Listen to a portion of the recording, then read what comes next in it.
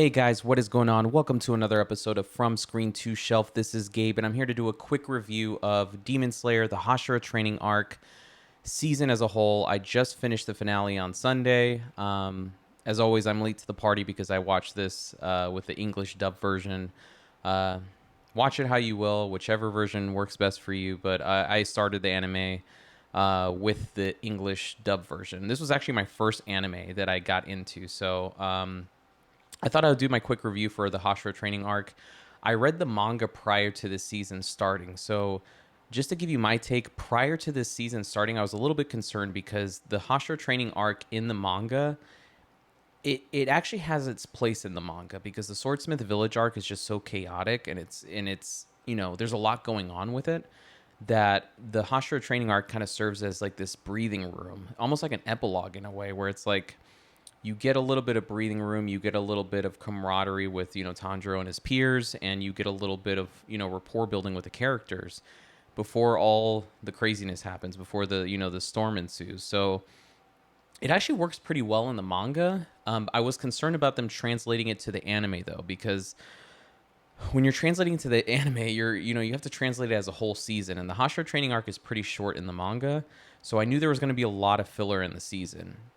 So this season is kind of difficult to review, guys. One, I'm coming from it from the perspective of a fan of the series. I really love Demon Slayer. I love the manga. I love the show. I just love spending time with these characters. But I'm also trying to kind of review it from an objective standpoint too. So objectively, there is not a lot going on in this season, guys, whatsoever. Now the finale is incredible. I mean, I think that everyone knew that was going to happen, that you're just kind of having this slow build to Muzan confronting, the Hashira. We all wanted it. We all expected it, and it happens. And it's a great finale. The issue being, though, there's just a lot of filler before you get to that finale.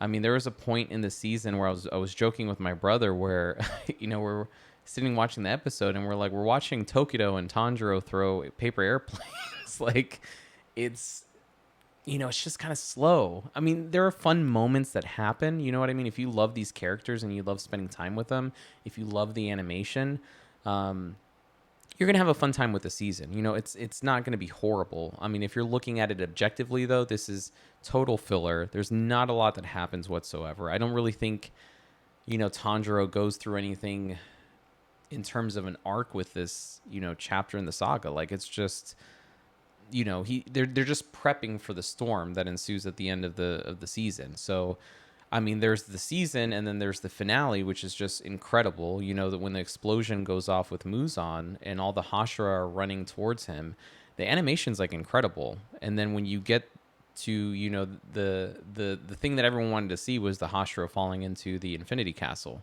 That looked breathtaking. Like, the animation was gorgeous. The music was like, it gave me goosebumps.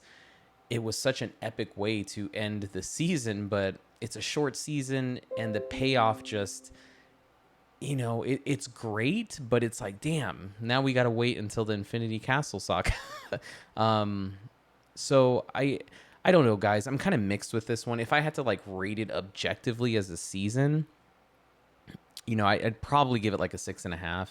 It's not, a mind-blowing season whatsoever. The finale is definitely mind-blowing, but everything that happens with the characters, it's cool to watch as a fan, but in terms of momentum and moving the story forward, it really doesn't do that. And I think people who've read the manga already knew what to expect. I knew what to expect. There was definitely a lot of of them stretching the material just to obviously make it to the 8 episode count. I think it was 8 episodes. But I had fun with all the characters. I love seeing Guillaume. I love the stuff with Miss Kanroji and Tokido are my favorite Hashira, so it was cool seeing them. The stuff with Shina Zugawa and his brother, all that stuff was fantastic, and especially the arc with Giyu at the beginning. I think that's probably the best part of the season in terms of like storytelling and character development. You really are kind of left with intrigue and you're wondering what's going on with Giyu, and when you start learning about the shame he's experiencing of being the water Hashira, you really start prepping yourself for like an emotional season, and it just never kind of, nothing ever reaches that level. But as a fan, it's a fun time. I'm obviously excited for the Infinity Castle movie trilogy.